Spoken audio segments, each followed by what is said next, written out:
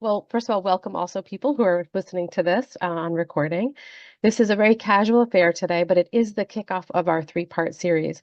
And the idea is a little bit to just be able to dive in today and say, well, what are we even talking about? And to introduce ourselves a little bit to each other and to the process. June 4th is really an experiential way to learn how to do to work with the process of creating organizational agreements. And then that touchback after that is to also answer questions or offer some individualized coaching and technical assistance. So that's sort of how we did it. Let's see. Any just a few things to say about me is that I think that part of why I love to facilitate is also to create more of a dialogue, like a dialogic type of environment where we're talking to each other, not to, sometimes I go and teach or to speak, but really what I love most is meeting people, having important conversations in an authentic way so that we can help each other to answer our own questions, our own current questions. So just know that feel free if you like to use the chat, that's fine. We'll use it a little bit today. It's also a chance to, I think I said it to Victoria when you jumped on or somebody else, but just really show up how you want. I know this is your precious time. It might even be a time where you need to stand up or stretch or do your third or fourth cup of coffee or whatever you need to do.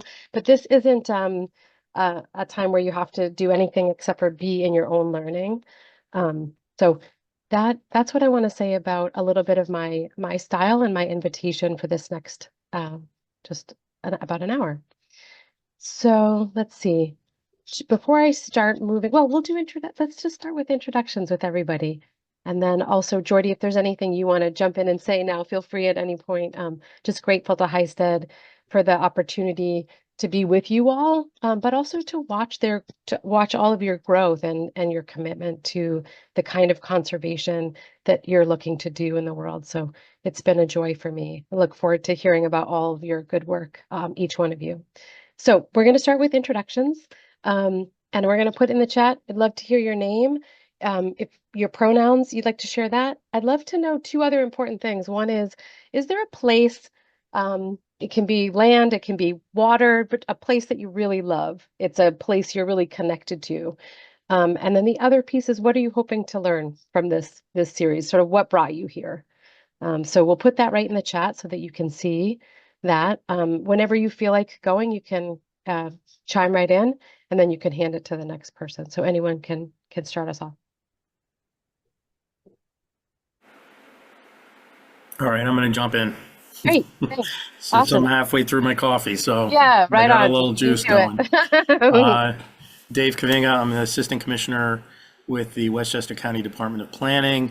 I've been working here at the county for just over 20 years now, working with conservation organizations since I started, including the Westchester Land Trust, our biggest local land trust in the county here, and our Parks Department, who's really got a lot of wonderful staff in their conservation division, always really interested in what they've been doing and working together. We work very closely. We staff the county soil and water conservation district through our department here.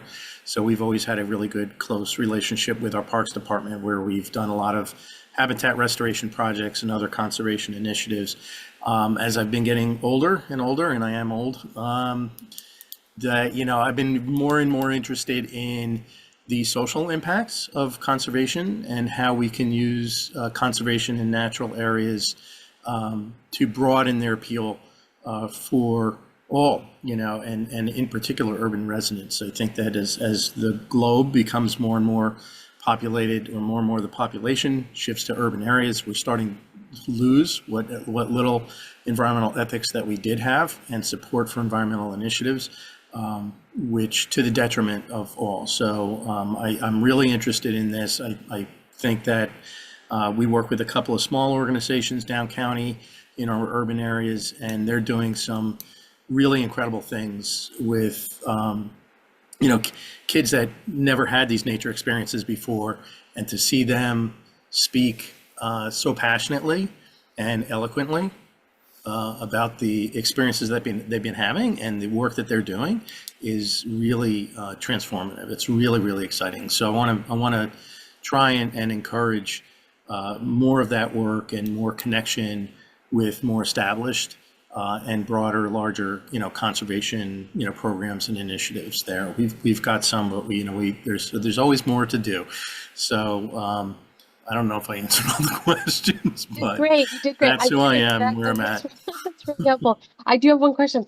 When you think about a place, if there is a place in Oh, nature, just because I think about you all being connected, and you might have answered it through your what you just said, but yeah, is there a place you I would love grew up on the Long Island Sound, so I've always had an affinity to? for large open bodies of water. Um, but I have similar experiences, hiking in the woods or climbing, mountains, whatever it might be. I think any place where you can find, and for me, it's always been a little bit of solitude to have a real connection with nature. That has been very nourishing and regenerative. Hmm, thank you. So Dave, you can pass it to somebody, and if somebody doesn't want it, you just say no, and then we'll go from there. I'm going to pass So, along to Jordy. thanks, Dave. I appreciate you kicking it off. Great. Thanks. I'm Jordy Elkins. I'm the director of Hivestead. And I'm not necessarily like signing up to attend this, but I'm participating in it because I feel like it's was transformational for Hivestead. And I'm happy to really share our experience with others in the hopes that you'll have a similar kind of transformational work in your own organizations. A place that I'm connected to, I would say just about any place with snow and ice. And if I had to pick one, I would say Mount Washington, the one that's in New Hampshire. And then I'll pass it on to Jess. Yes, speaking of New Hampshire, that's my home state, so I also like Mount Washington. I'm Jess Parker. I'm the Director of Communications at Westchester Land Trust. I've been here for about 5 years, and way back in the day, I was a former Highsteader too, so it's nice to be in this group. While I do like Mount Washington a lot, I'm gonna say my favorite place that I'm connected to is Long Pond up on Mount Desert Island up at Acadia National Park.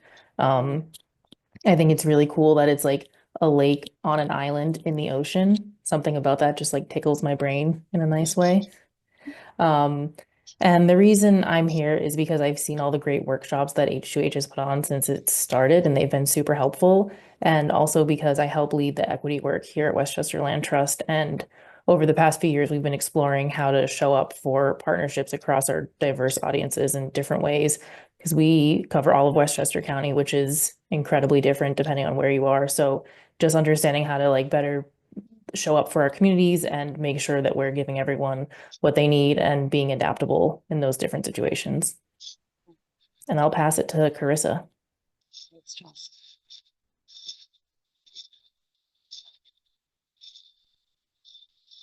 Sorry about that. Hey, Jess, thank you.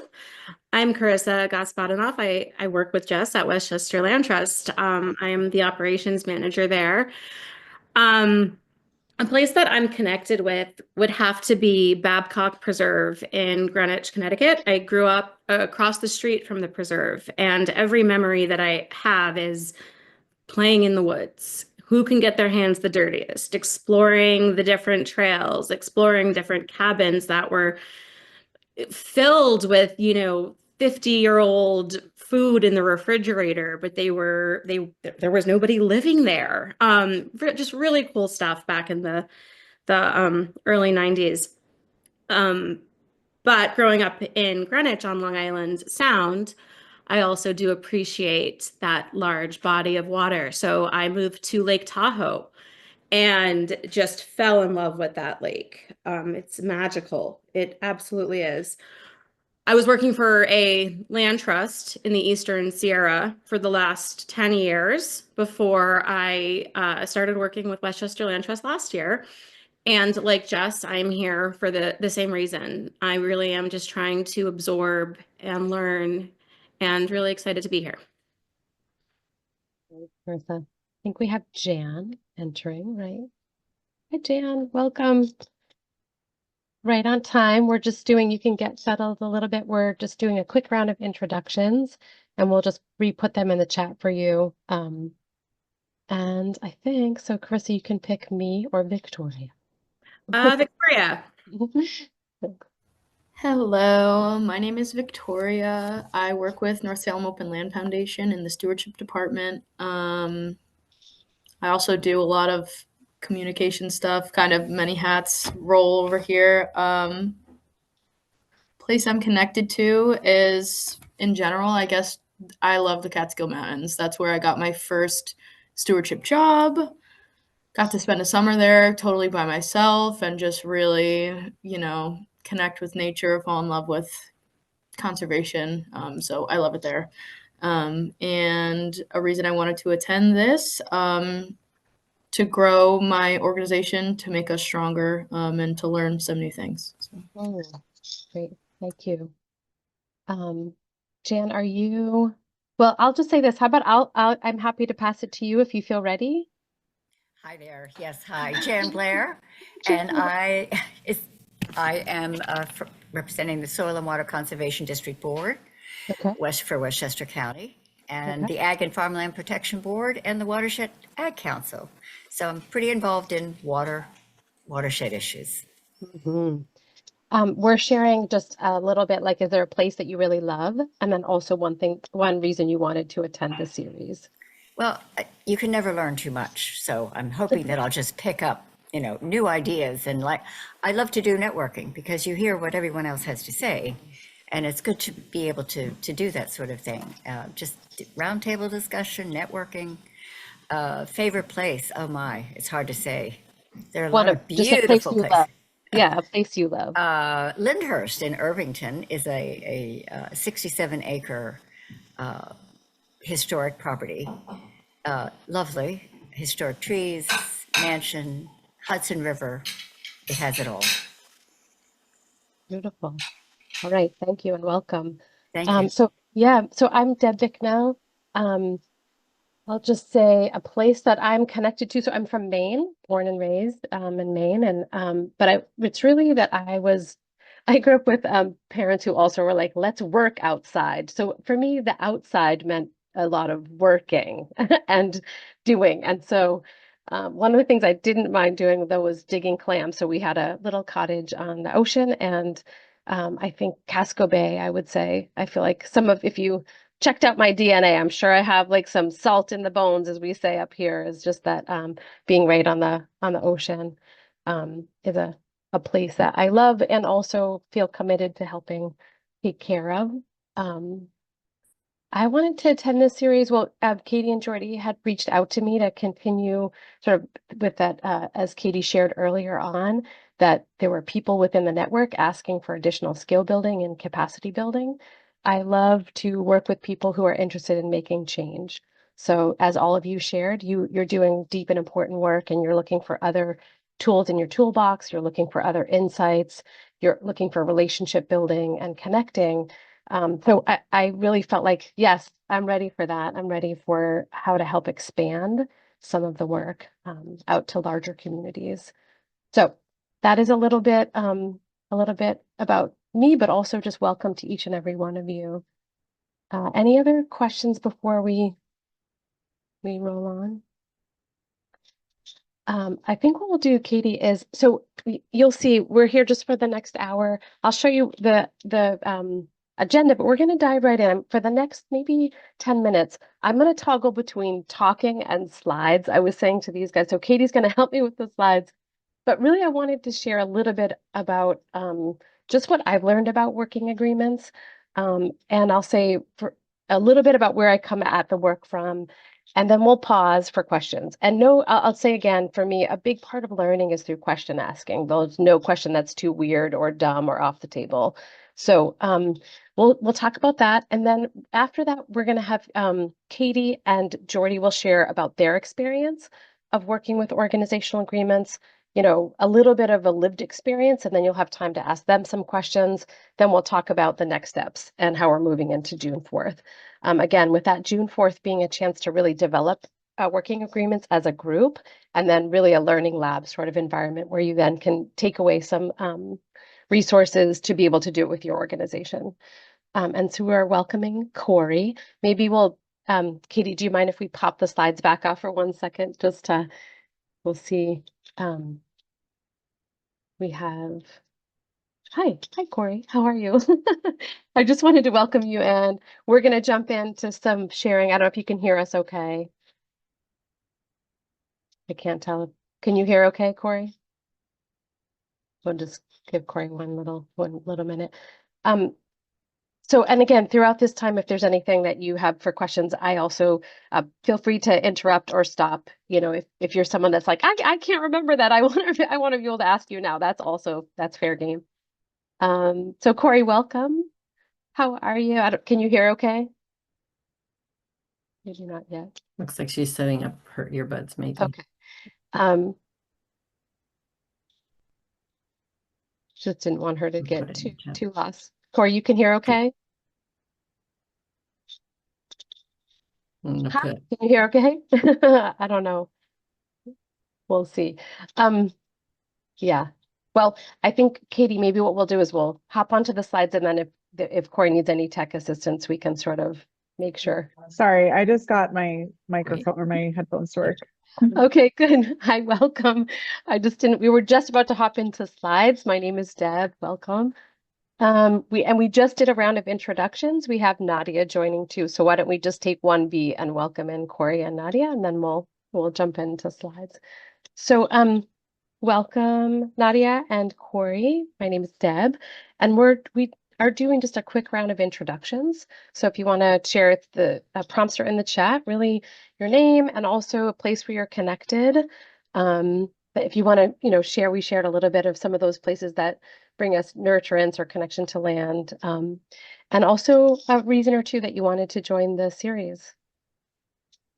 And either one of you, if you feel ready, can jump in. If you need a beat, that's fine too. Sure. Hi, I'm Corey Tiger. I'm the Preserve and Natural Resource Manager at Hudson. We're also at a cafe. Sorry, Nadia and I are from the same organization. So okay. Yeah. we're at a conference this week and Yep, trying it's a to casual do it all. affair, no problem. Yeah. So we work with the Land Trust in the Hudson Highlands, and we're interested in sort of expanding our partnerships and our reach with the different organizations we work with, the people we engage with. And we want to make sure that we're maintaining, doing that as consciously and the best way we can, and any resources that are available to us to enhance those relationships are really our goal and why we're here. So that's great. Is there a special place you love to relax or nourish yourself, or you feel connected in terms of land or water? Yeah, and I mean the Hudson Highlands are amazing and they're beautiful, but Nadia and I actually just finished a training in the Adirondacks in the High Peaks region, and I spent a lot of time working there as well. So I'm going to say that right now, the High Peaks region of the Adirondacks in New York has been a special place to me for a long time. So Beautiful. Okay, great. Thanks. And Nadia. Pretty much everything that Corey just said. I work with the Hudson Highlands Land Trust as well. I'm the outreach and events coordinator for the organization. And as far as places that connect me to the land and that make me feel so wholesome. I mean, I grew up in Westchester, working in the Hudson Valley now. And, after this weekend, spending time in Adirondacks, the first time I got to really be in that landscape. So, I mean, that really that's sitting with me, and I'm taking my time to, process everything I was just surrounded by. So, I mean, it's hard to say one amongst the many, but, New York, the landscape is so vast, and I just love it all. So there's not one place in specific, because I can find connection with nature at any place I go. But, I'm very much looking forward to learning more about partner agreements and participating in this. Great, thank you and welcome. Especially, I know you're jumping in during a training and you're on the road, so thank you for that extra effort. I was thinking something, actually, Dave, when you started us off, talking about sort of the land and spaces and conservation where everybody can feel that and find that and have that connection. I think we all have that connection inherent as human beings. We have that. But the invitations into those spaces, the safety or the comfort in those spaces, I think those of you working in conservation there's a tool for how to help people remember place and remember connection. And I think sometimes what the language we use or the community that we're part of, Jordy and Katie and I were talking about this, that sometimes can create a sense of a closed community rather than an open sense of engagement. And so we'll talk a little bit about working agreements, and really what we're talking about is that widening those circles of engagement. It's about shifting culture, organizational culture, and maybe even our own ways of thinking and being, so that you're able to both feel that yourself, your own connection to your team, to yourself, and to your community, but also remember and open doors for, not even open doors, I want to say just open yourself to other people who are doing great work in your communities, and then also find authentic ways of connecting. So I will say we're going to go into just a little bit of me sharing some thoughts. But this is, again, I just want to name this for both for Corey and Nadia just coming in, is really our time together on June 4th. What I'm excited about is it will be really experiential. So you'll create working agreements, and also we'll do sort of a learning lab. So then you'll have the ability to then do this with your own organizations. And also on the back end of that, some specific coaching support, technical assistance for your unique needs. And today is really just a chance to be like, what are we talking about? I like to say, are we in the same sort of movie? So this will be a chance to ask questions, to think together, have a little bit of conversation, and then look forward to June 4th when we're all in person. So I'll share just a little bit and then some time for questions. You can also just be writing in the chat if you prefer chat, and then Katie and Jordy will share a little bit of their experience working with organizational agreements, some time for questions, and then we'll close. Okay, so all right, I think we'll start off. And I wanted to say that for me, working agreements, if we go, for me, they're really about a little, maybe I want to start with this, actually. I want to start with the fact that I think working agreements to me are mostly about that when you sit around your offices, right? Let's say you have your next meeting. You often are sitting with people who you know well, right? Or some you know well, some you don't. But as human beings, we tend to think, oh, I know Dave. I mean, he's like that, or Jess, or Jordy, or any one of us. We sort of say, oh yeah, we start to think we know each other really well, right? And we behave in that way. And oftentimes we have cultural norms that are unspoken, but also just ways of being with each other that become a little habitual. Part of what I love about working agreements and starting to work with your own team is that you start to realize that the people sitting around your tables, that you could spend a lifetime getting to know them, really. There's tons of stories and ways of being that exist in your team that you really don't know. And if we start to work as a group to think about how to create accountability, it also creates a sense of, I think, leaning toward one another rather than sort of leaning into those habits. It's a cultural shift that is really about changing. I think it is about changing paradigms, but it's really naming some of the culture that exists and then making conscious choices to change that. It is work that is connected, as you all know. Katie shared, we started, Jordy, Katie, William, some other people on the team started working with organizational agreements related to diversity, equity, inclusion work. Different organizations, I think, take conservation, and they also are working with community or collaborative conservation. You also can connect this work to any of your organizational values work. You can connect it, well, different organizational development components, but those are some of the big ones. Katie, I might have you, if you're fine with it, we'll just jump into some slides. I do want to just share that when I think about sort of where some of this comes from, people are like, what is this? Maybe we'll hop right into the slide that is the first one. Let's see. We just go to the right here. So really, these are agreements. They're creating some sort of contract or agreement with your team. And it's about creating cultural norms and expectations. So that is your sort of organizational culture. Each person has multiple, let's say, cultures that you could name that you're from, but you're talking about your organizational or your group culture. They can also be called group agreements or community norms, working agreements. These are all in the same vein of what you're talking about here. So this is really, instead of just having an organizational agreement that is unspoken, you are naming it, and you're naming it out loud and creating it out loud together. So the next slide, and I'll say my slides are not overly fancy, but I did want to just, and we'll send these slides to you, as well as my hope is to provide you with a lot of resources.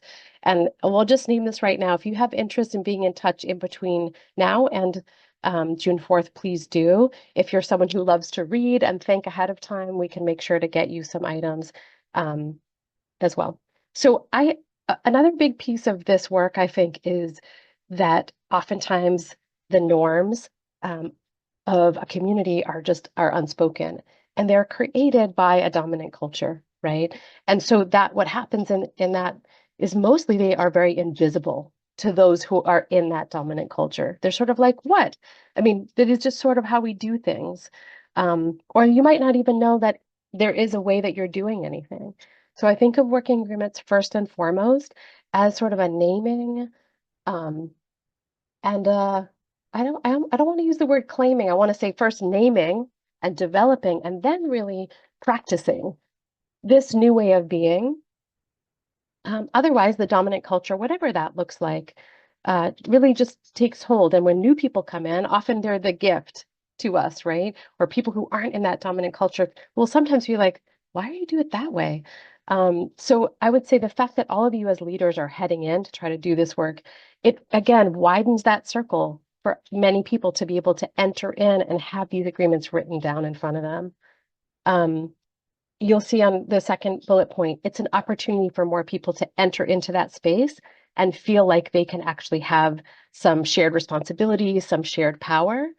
Of course, I just want to name too that, of course, you suddenly are not in a non-hierarchical structure. You still have roles, you still have different power dynamics in a room.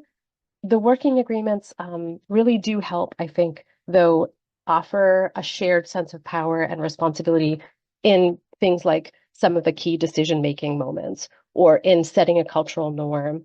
I think that the last bullet I want to just talk about for a moment is that a lot of this, there's a lot of threads that you could follow in terms of where this work comes from. I entered into it. I have a background in experiential education, my undergraduate degree, and also the work I've done in the world. And as a facilitator, I've facilitated for about 30 years, and I've facilitated all over the world. And what I've seen is actually my own learning lab, which has to do with human beings across many, many different ages and cultures and identities, that I actually think of working agreements as a chance to help invite in sort of the beauty and the richness of people. So you think about your work, people are one of your greatest resources.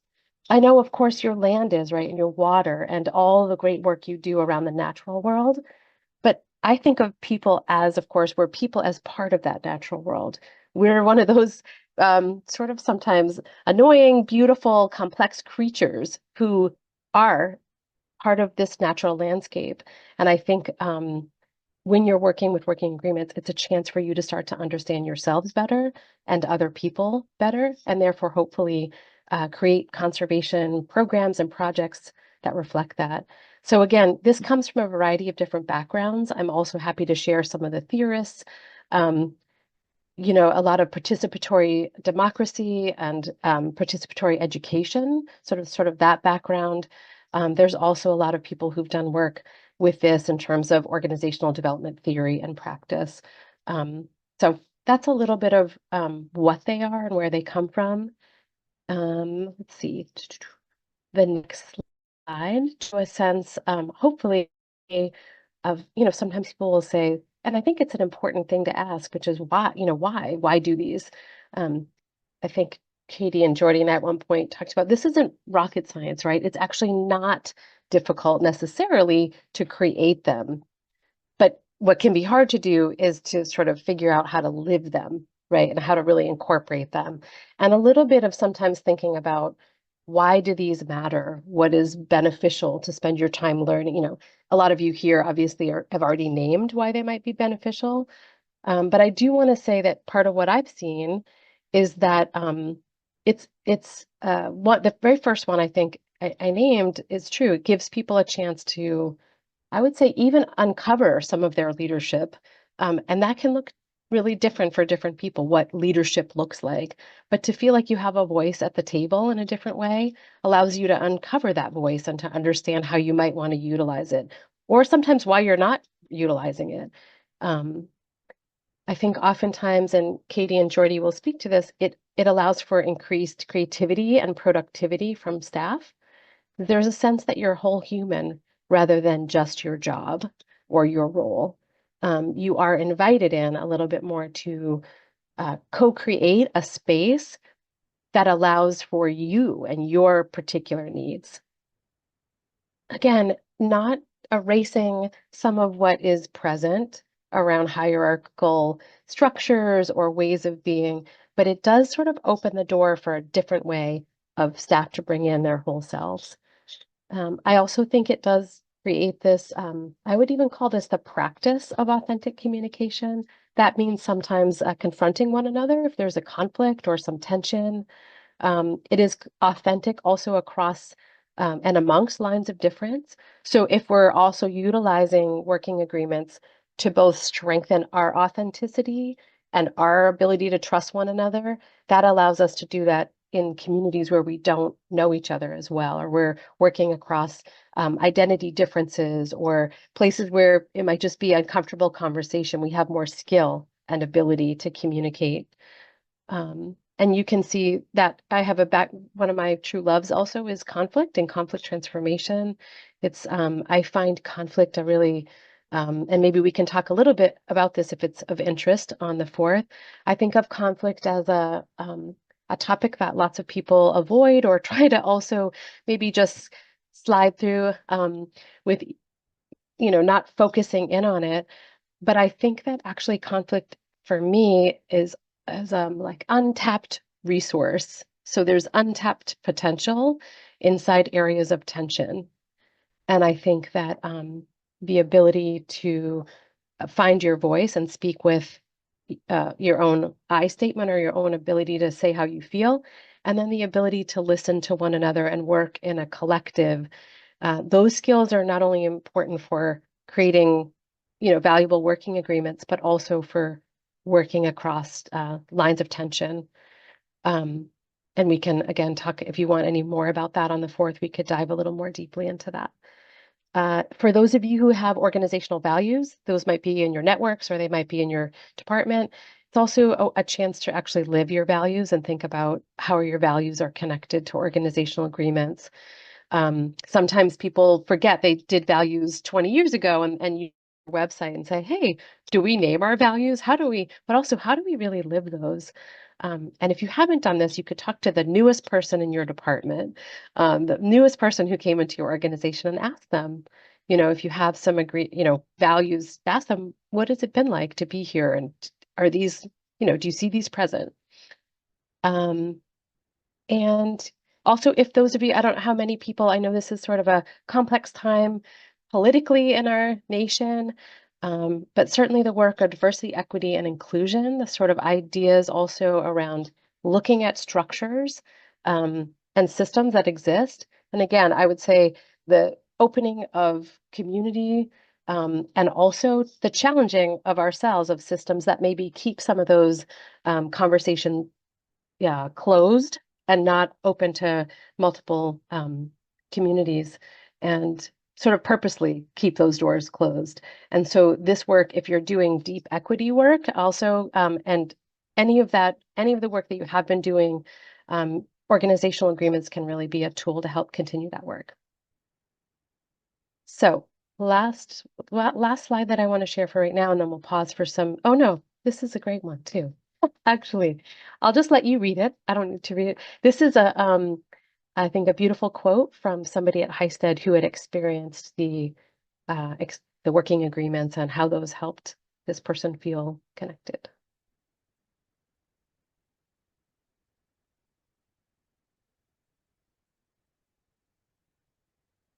And I'll just highlight this last part that sort of honors community practices. I think the word practice is really key for all of us. Practices healthy communication and values people as individuals first. So I hope, and I hope that this is true for all of us, that we come out of our working agreement conversation with the ability to bring that into your communities. You may already have that, and that's great, and we'll continue to build on that.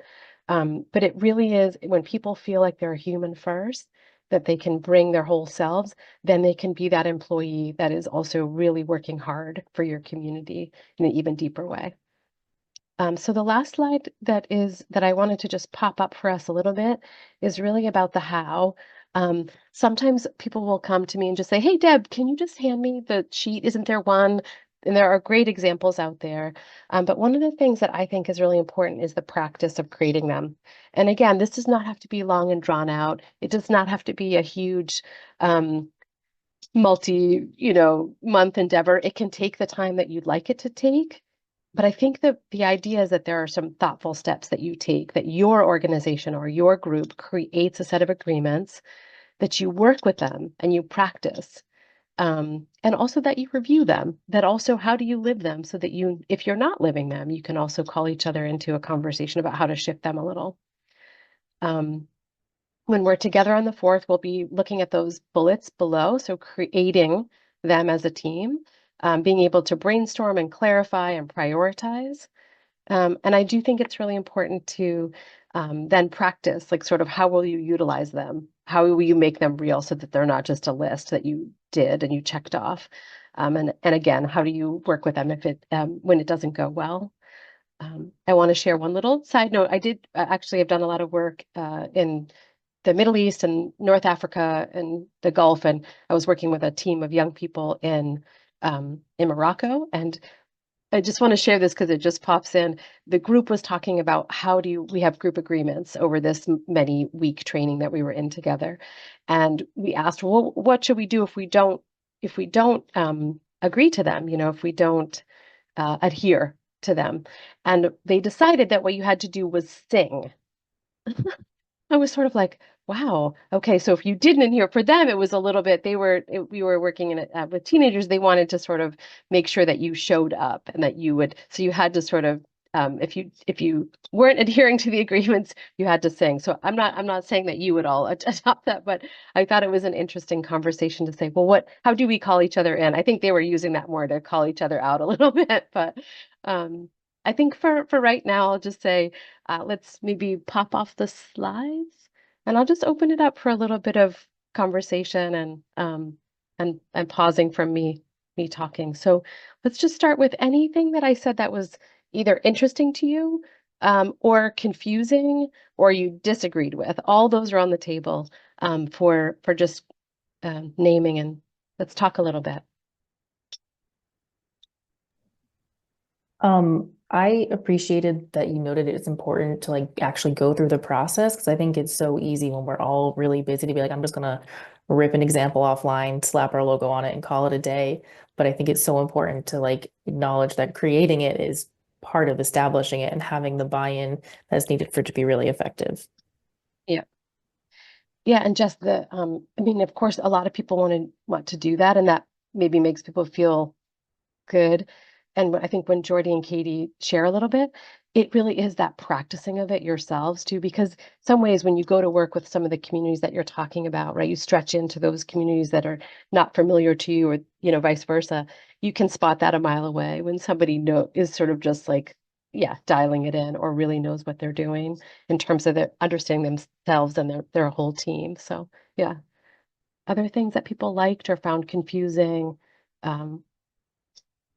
I think I was not I don't want to say surprised, but I was very pleased to see that process starts with an internal sort of agreement and shift in culture, and recognizing how like your leadership is structured, and how responsibilities are shared, and really taking that work from within first before being like, yeah, like let's just engage the community. Like we have, a goal for, to be more inclusive. So we're just going to go do that without doing that sort of internal work first. And I think that's really huge. And I'm really glad that that's, the first step to this process. Yeah, and Corey, I like the word that you used it a couple times, but that shifting. And even when you said, let's go do this, right? There is a big tendency to, and I know I've been guilty of this, or I've seen a lot of people, you sort of say, let's invite people either to our world of conservation, or we're just going to go to you. But for me, it really is practicing how I think differently and how I listen more deeply. And then I'm a different person when I'm out there inside somebody else's community or inviting somebody in. I'm much more aware of that interaction. So I think that word shift, and it does really have to, I think, start with ourselves, imperfectly so, but starts with ourselves. And I think to kind of build on that, that communication and collaboration, I think was, is really interesting because we often don't, I come from the planning world, and we've been doing things the same way for many, many decades over and over and over, and not really learning, you know, convincing ourselves that that was real engagement when it, really was, it was opportunity to participate. Well, I wouldn't say participate. It became less and less genuine over time, as our society became more and more complex, or as we learned of the complexities and the in our society, it just doesn't work anymore. So we're trying to break that down here and do more public engagement in different ways, through all of our planning initiatives. It's very difficult doing that from inside the planning profession when, the structure that we work in, we're the planning department, but we also have an administration that we work closely with. And just so many people in that space are bound to the traditional ways of doing things and are more interested in getting things done as fast as possible, so you always have that pressure. How do we, I'm really interested to see how we can, what I can learn from here and how we can, apply it to our department to really, as both Jess and Corey said, like really think about this internally, right? And say it starts within yourself and what you believe, and then you start making those connections by making yourself more open to that, listening to others. That's how you start to build that network within and among, abroad the organization itself. So I'm really interested. I'm getting more and more excited about going through this to see what we can do. That's great. And I'll just say, and it might just be a good segue to Katie and Jordy talking about that applied piece. That's so interesting, Dave. I just want to honor for those of you also who've been working in systems that are really, I mean, you just heard, of course, the planning world, right? And the conservation world, there's a lot of history of like sort of how it's done and why it's done. And there are two things I just want to lift up really quickly is oftentimes I'll say, and I've watched this, is you have to go slow to go fast. So we often use time as a way to not change our behaviors. And if we really stop and say, sure, the way that things have been done have worked for some, it doesn't mean that the past we have to disregard and disrespect. No, but it is also when I think about also all of you have children or you work with your younger generations, or even on this call, look at the generations that we spanned. We know actually that we need some new ways of being, right? And we can look to elders and people who've gone before or been in this to have some real wisdom. We really can look to also to the younger generation too to say, hey, we can't just do the same thing over and over. Like we have to have, and we talked earlier on the call, being connected to place. Part of why I asked you that was that all of us know what it means to be connected to something. And when we are invited into that connection, we will protect it. We will care for it naturally. You won't even have to tell someone to do that. Your love for that place, for that community will help you to care for it. But that go slow to go fast. And also, Dave, when you talked about applying it to your department, we really want to make sure that this is a training that is very tailored for each one of you after the fact. So let's say you get into it and people in your world might be like, what are you doing? Why are you doing this? Or no, I want to just keep it the old way. How do you change at a rate that allows for people to join you and not just suddenly plopping something new in? So we really want to make sure we're working pretty closely with one another. So anyway, Jan, I think you wanted to share? Yes, I was Yeah. about to say, I work with David, Yeah, alongside beautiful. David with the Soil and Water Conservation, Yeah. all the boards I mentioned. And I think it's really important to be inclusive. I work with the board members, and I think working with board members, it's important to listen to everybody's opinion. And I think Yes. you gain so much more when you hear everybody's opinion and share ideas and come to a conclusion. Mhm. And I think that's a good way to make change, is to just listen to everyone, and you might gain a lot from it just by saying, oh, that's a good idea, let's try that. So I think being open and inclusive and listening to staff and board members. Yeah. And how we do that, I agree with you. And part of working agreement process, I think too, is how do you help people feel brave enough to say what they really think? Right, Right? right, Sometimes they right. just say what they think you want to hear, or you Exactly. want the board meeting to be over, or you think, I'm not actually really hungry and I'm tired of the people yammering on because, right? So people just sort of start to fall into those habits. Right. And what we're saying is, in order for real change to happen, part of, and I'll turn it to Katie and Jordy now, is in some ways we have to become a little more vulnerable and a little more honest. Not overly per se, but just a little bit to be able to lean in and help people become more real. So I think it's a good segue, unless somebody else is sort of dying to say something. I'm going to tune to you, Jordy, I think, to just talk a little bit about the sort of applied your experience, and then we'll have a chance for people to ask questions a little, and then we'll keep rolling. That sound good? Yeah, Yeah. excellent. Thanks everybody for questions. Yeah, really, our comments, just great to hear you. Yeah, I feel like everything that I'm going to share is just sort of like a real world example of a lot of the things that either Deb already mentioned or some of you raised, and sort of how it affected Heisted, and how did we sort of get to this and really take it up. And it sort of began with Heisted going through an equity and justice vision development process, where we went through and worked and came up with this vision. And some of the points of that were that we wanted Heisted to be a place where all people feel welcome and affirmed. And another element of that vision was we wanted we wanted to collaborate with people and organizations that reflect the full diversity of our region. So, coming up with the vision is great, but then you actually have to figure out, all right, well, how do we get there? You need to put the rubber to the road and not just have it be, words or, sort of fanciful statements on a page or whatever. And so as I'm sort of thinking about that, I sort of stumbled on the group agreement sort of coincidentally. I happened to sit in on a meeting with Sebago Clean Waters, which is an RCP up in Maine.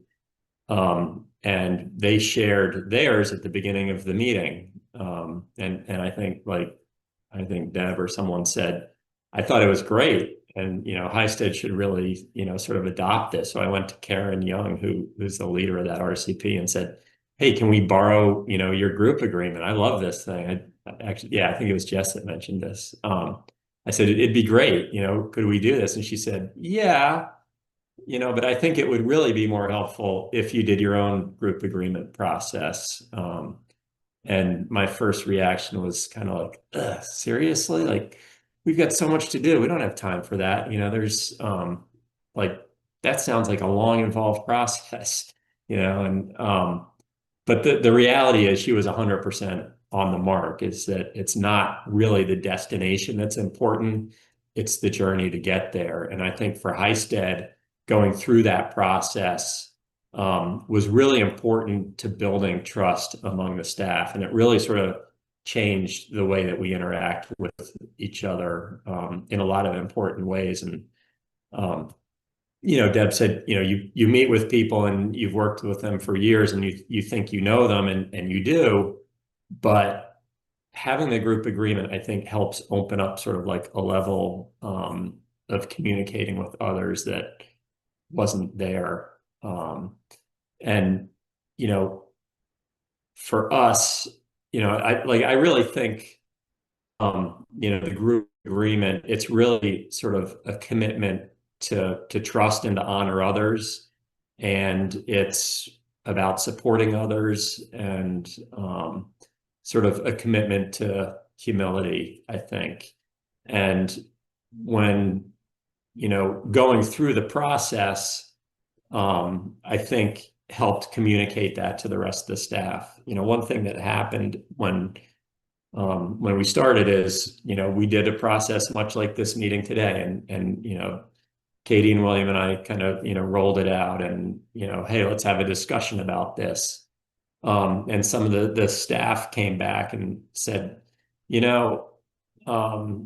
these questions are great, but, we don't want to answer questions on Zoom, or we can't think quickly enough. We need time to process. So, if you gave us the questions in advance so we can think about them. And, so we had sort of set up this process where initially where people who are comfortable sharing and quick thinking on their feet would be able to share openly.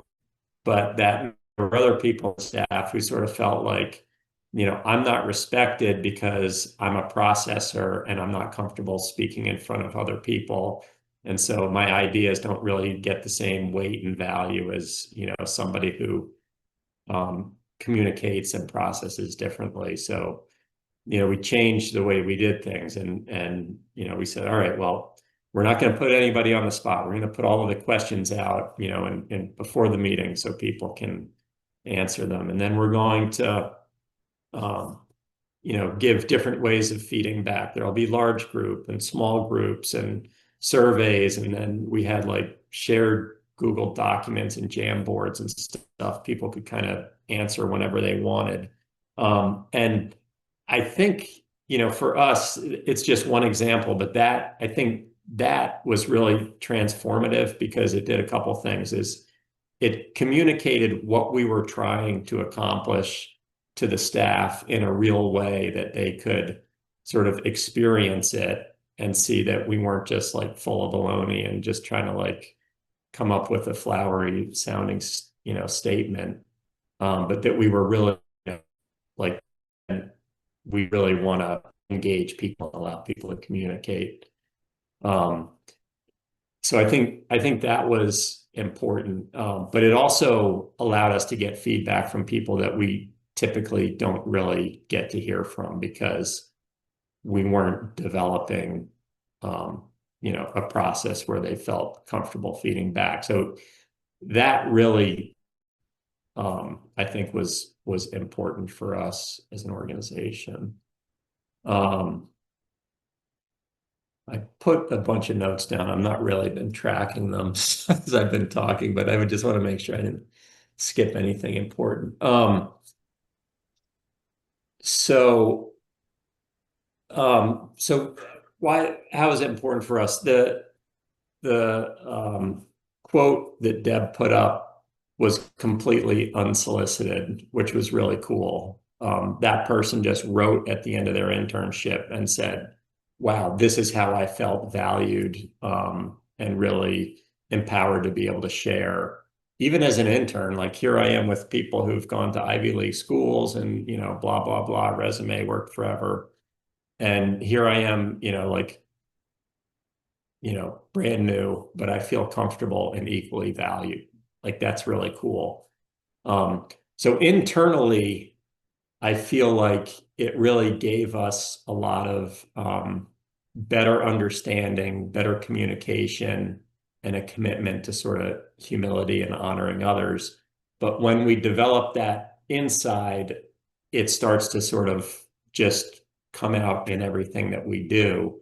And so it really affected a lot of our relationships with external groups that we work with, because this is how we work. It's the way we do it internally. And so when we turn external, we carry those same values with us, and people sense that. And it's been important. One group that I work with in New Haven, the woman said to me, Heisted is the only group that I really feel like you're really like listening to us and you're really like working with us. You're not just coming here with your agenda and trying to, sort of execute it or whatever, but you're really here to partner with us and support us.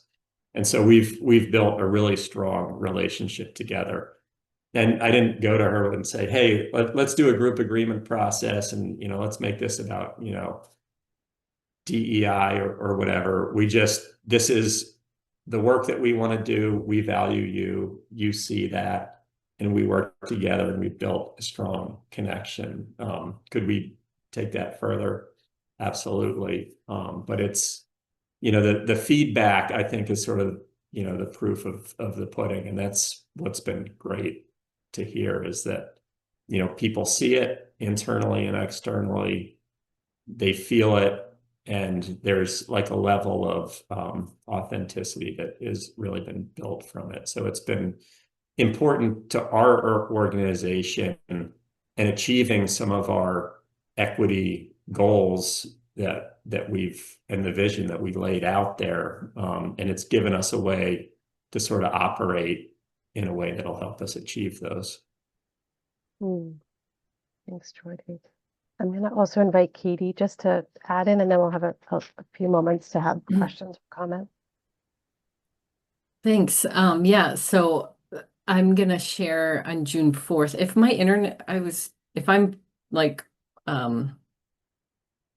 delayed, just raise your hand, Deb, and say something's funky with your internet. Sorry, because I was getting a couple messages, but yeah, so I'm on June 4th, I'm going to share more on like how, because we're going to talk about how, like what Jordy and I did, how we did it, because it'll be training you in that. But I wanted to share briefly my experience as an employee, even though I was part of the team to lead this with the staff at Heisted, lead this process. I was also participating, which can be difficult, but Jordy and I really participated as staff of our small organization in developing these group agreements. And so Deb had asked, why this matters and what we gain from the process. And really, there's like so much to say, but in summary, in my work, as a network leader and as, regional conservationist, working for such a thoughtful organization, I see so many connections in the work that I do. I don't see a lot of separation between conservation and justice and conservation and health, and I know that to solve really complex problems that we have, that are coming, that are here, we need pretty complex and diverse solutions. Like if you left me in charge of solving all these problems, right, or any one of us, I'd be like, ooh, well, I'm not so great at thinking in this particular way, and this particular problem might need that kind of thinking. And so I'm also very passionate about helping and make these connections, not even just between people and across the network in the work that I do, like, oh, you do something that Mass does and Maine is doing that, you should talk to each other, like literally connecting, but also connecting ideas. And I really think this diversity of perspectives and the ways that people think and process and understand are what's needed, right? So that's why I love this work that feels very foundational. I didn't totally 100% understand it. And they're like, go, you're going to lead the staff at Heisted. And I'm like, oh no, I don't fully, I could get it intellectually, but I didn't feel it. Now I feel it. We're a couple years in. But what I wanted to share, so it really is about the process. And just as you were saying in response to a comment earlier, Deb, about slowing down to go fast, I was literally going to unmute and say the exact phrase because that's what it brought to mind. And that's how I see this process. And so and this is particularly, these group agreements are really the other part of my why is helps foster collaboration, right? Because of bringing in diverse knowledge systems and strengths and perspectives, right? This is what this diversity in ecosystems. If we all had one tree type out there and a storm came through and happened to catch those, we'd be looking at a pretty different landscape. So,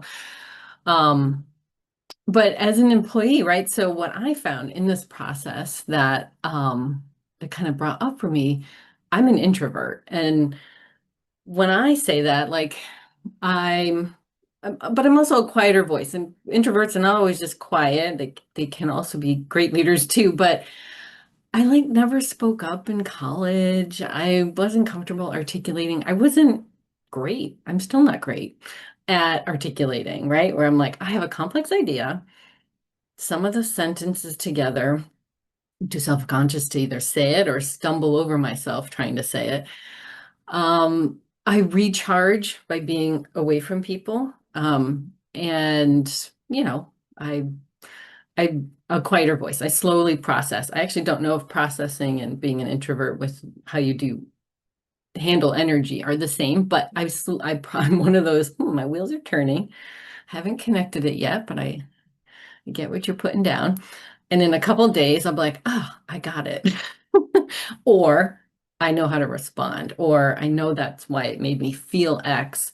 Now I can articulate it. So when I was reflecting on this, in what Jordy just shared, this actually came up within our group because others felt like me. And I didn't know that. I didn't know that about some of our own staff and people that I worked with. So one, being vulnerable, talking about this with your colleagues, like, yeah, I'm kind of quiet, or like, you've probably noticed I'm not the most articulate one in the bunch. And I'm being a little what's that word? Deprecating. That's my sense of humor. I'm not intentionally just trying to pick on myself, but yeah, so I was like, wow, okay, cool.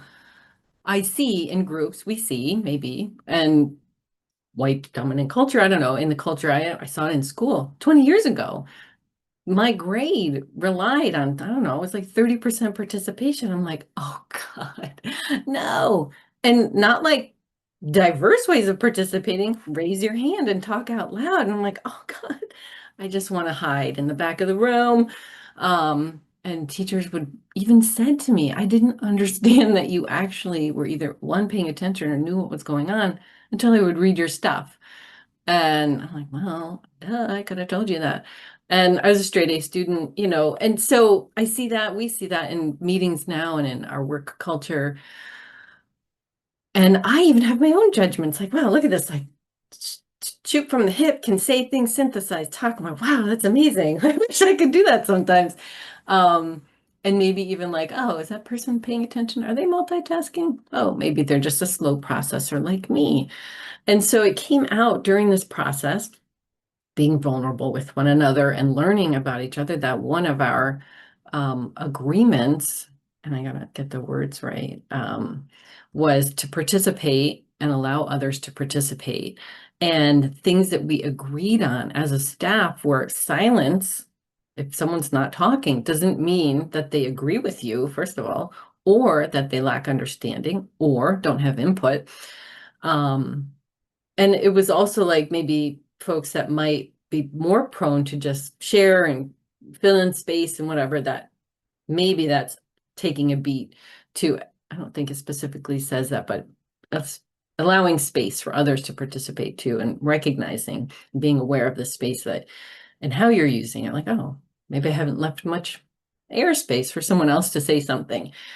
And so that was really neat. And I feel like, oh, less pressure in a way. Like I might have been trying to say something in a meeting or to get my word in or to like say the idea in a meeting when I wasn't ready to, because I felt like that's what was valued and was going to see as being participatory. And yep, check, Katie's on board. She's paying attention. She knows what to say. She knows her stuff.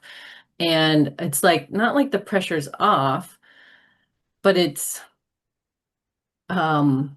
we've allowed more ways of doing things. Like, oh, right, our group, we had the process set, right? Jordan and I were like, cool, do this, that, and the other. And people are like, whoa, whoa, whoa, I need this question ahead of time. I took that for granted as someone who needs the question ahead of time because I had the question ahead of time because I was organizing it. So it was really, really insightful, and just it really has allowed me to bring more of myself and feel a little bit like, oh, well, we've agreed to, like, just because I'm not saying anything doesn't mean I don't know what's going on. And then bring that to where else I work and see that and see how I can help others when I serve a facilitating role, how I can read a room or, hone in on some of my other skills that help me see that in others. So I wanted to share that experience. That's great. Thanks, Katie. Yeah. And I'll just open it. I know we're sort of, there's just a little bit of time, but I'd love to just open up. Anybody have a comment, a question, or like something that stays with you from either Jordy or Katie's share? Anything that rises?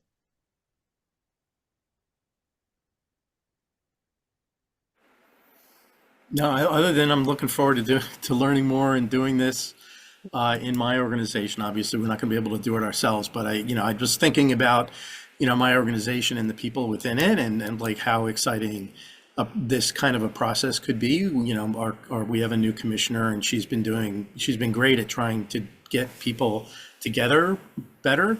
We have a big department, multiple sections, and just trying to work more closely together. I think this exercise would be really, really exciting. So I'm looking forward to learning more. Anybody else feel like? I'd like to just say that, after hearing Katie and Jordy speak on that, internally, we're in a transition period where we're having new staff come aboard, and re kind of thinking the systems and the processes of things. And I think it's just, while I'm not upper management necessarily, it's just nice to see how to create a more, inclusive space within, these different organizations for other staff to contribute, very much so similar to how Katie said, on the little bit on the quieter side, I like to process things, think them thoroughly before sharing them to the group, and, just help create the space to allow people who process things differently incorporate. So I just like with working agreements, I didn't, even coming into this meeting, I didn't necessarily think, oh, like internally, I was immediately jumping to externally how we work. And I just, like David said, just excited to learn more and hear more from everybody and, be a part of this process. Yeah, glad to have you and was thinking too that, yeah, it's so natural for us to sort of be like, okay, to mentally sort of think like, oh, how do we do that thing? But what I was thinking too when both Katie and Jordy shared is, well, one, when I look at you, Jordy, I think so you have the top job, let's say. You could easily be, there's lots of like ways of being in a leadership position, each one of you, whether it's you on the board or you in any of your roles, right? There's a way of being that has influence. And so you make that choice and you sort of experiment. The thing I loved hearing was thinking about that group that Jordy was talking about that said, oh, it feels different. So there's just a way, there isn't any special way that you're talking about it necessarily that people like to make us think there is.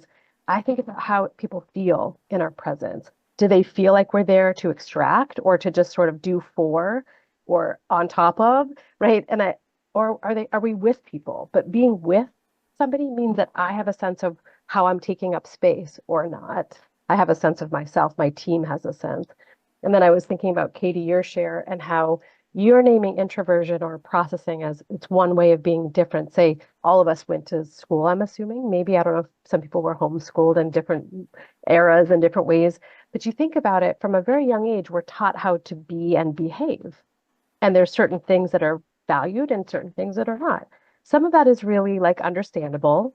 Anyone here has been a teacher, or like you sort of, there's a way that groups of people need to behave together. I think as adults, when you're sitting in a room, if, for example, Katie, you hadn't had the working agreements, you might just still be offering part of yourself, but not your whole self. There's more of you in the room now. That means for you, Jordy, and for Heisted, and for all of us, we have more of you. We have more of your creativity and your honesty.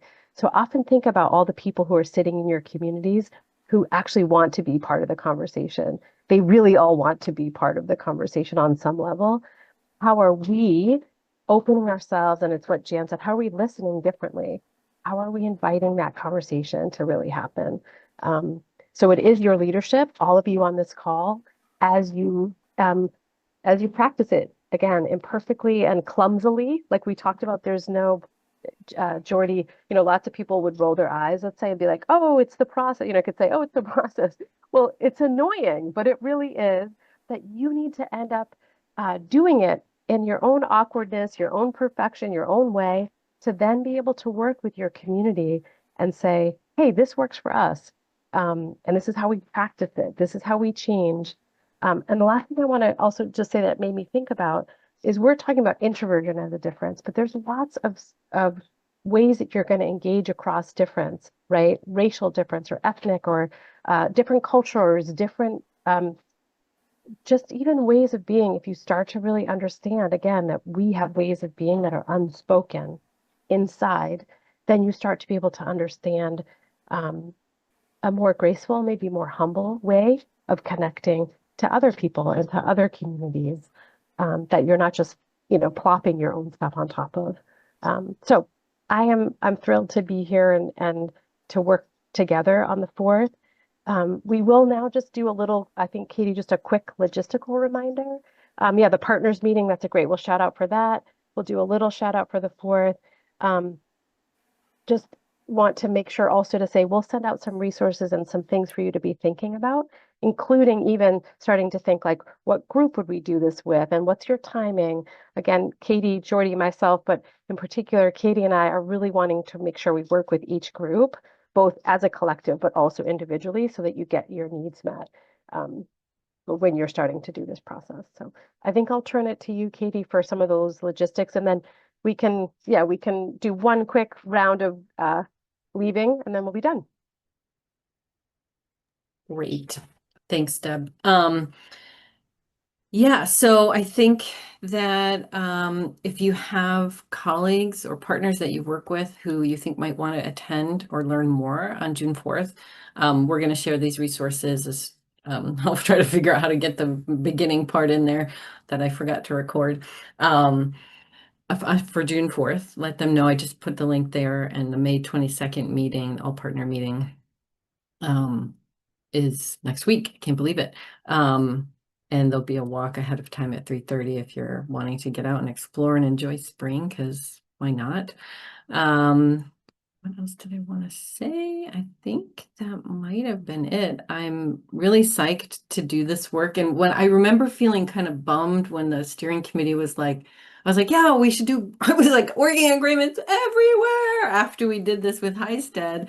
And they're like, no, Katie, we don't want to do this for the partnership, which is what I proposed. They're like, I want to know how to do this at my own home organization. And it was like, duh, of course they do. That's what you just did, Katie. And so it was like a momentary, to like, of course that makes sense. And I'm so glad that we're doing it this way. And as Deb said, here to support you in that process and whatever timeline that looks like for you after June 4th, and your home organization. So yeah, I really appreciate you all being here, and thank you, Deb. Every time I talk about this, I learn so much more about it. It really deepens my own understanding. Yeah. Yeah, awesome. I know we just have a few moments, but I would like to just say, I'd love to just have everyone just do a quick, I do this sometimes with calls just to be able to be like, what's one thing you're taking with you that was valuable? One question you have, if it's just a way to close this meeting because you're going into the rest of your day. There might be more meetings, there might be a million other things, but just to sort of, honor that you just spent this time, you took something for value. So anyone can start, and we'll just do a quick closeout that way. So anything that people want to say, it's also fine if you don't.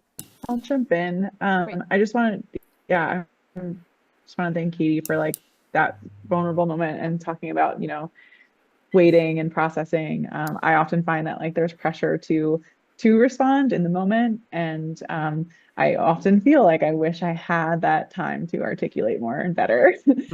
So I think having those conversations are huge, but also having a written reference that is a working agreement is extremely important to staff that are lower and like new, that they can say like, you know, I felt this, and where do I go to like see what is expected of me? You know, we often have like these personnel policies, but this is so much better as having this sounds like a much better point of reference of like how do we interact in our organization with one another, and what how can we, you know, improve and communicate better with each other. So I think having that written reference is huge, and I'm really excited to have that as, you know, it goes back to what we talked about in the beginning, like accountability.